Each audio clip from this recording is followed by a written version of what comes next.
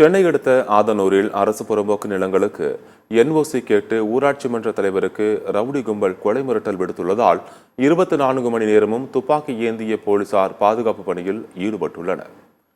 காஞ்சிபுரம் மாவட்டம் குன்றத்தூர் ஒன்றியத்திற்கு உட்பட்ட ஆதனூர் ஊராட்சியில் சுமார் 500 கோடி மதிப்பிலான அரசுக்கு சொந்தமான புறம்போக்கு நிலம் உள்ளது.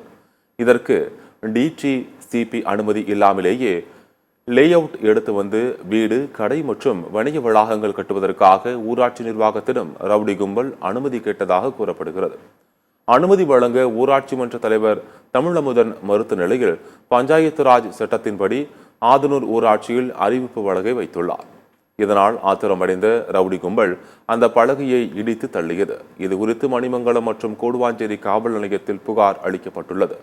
அரசு புறம்போக்கு நிலங்களுக்கு என்ஓசி கேட்டு ஊராட்சி மன்ற தலைவர் தமிழமுதனுக்கும் அவரது வழக்கறிஞருக்கும் ரவுடி கும்பல் கொலை மிரட்டல் விடுத்த ஆடியோ வைரலாகி வருகிறது.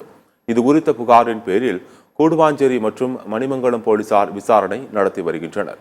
கொலை மிரட்டல் காரணமாக தாம்பரம் மாநகர காவல்துறை சார்பில் 24 மணி நேரமும் துப்பாக்கி ஏந்திய போலீசார் பாதுகாப்பு பணியில் ஈடுபட்டுள்ளனர். அந்த 100 ஏக்கர் தற்போது லேஅவுட் போட்டு விற்கப்பட்டு இருக்கின்றது. அதன் மதிப்பில் பார்த்தீங்கன்னா கிட்டத்தட்ட பார்த்தீங்கன்னா ஒரு 200 ஒரு 300 கோடி இருக்கும் விற்கப்பட்டிருக்கு. அதே போல நத்தம் புறம்போக்கு ஏழைகளுக்கு கொடுக்கப்படக்கூடிய ஒரு நத்தம் புறம்போக்கு ஒரு 70 ஏக்கர் இங்கே இருக்கின்றது. இதை நான் ஏற்கனவே மாவட்ட ஆட்சியரிடம் மனுவாக கொடுத்திருக்கின்றன. இவற்றெல்லாம் ஆட்கள் கொடுக்கப்பட்டிருக்கிறது என்று இதுவரை எந்த ஒரு நடவடிக்கையும் எடுக்கப்படவில்லை.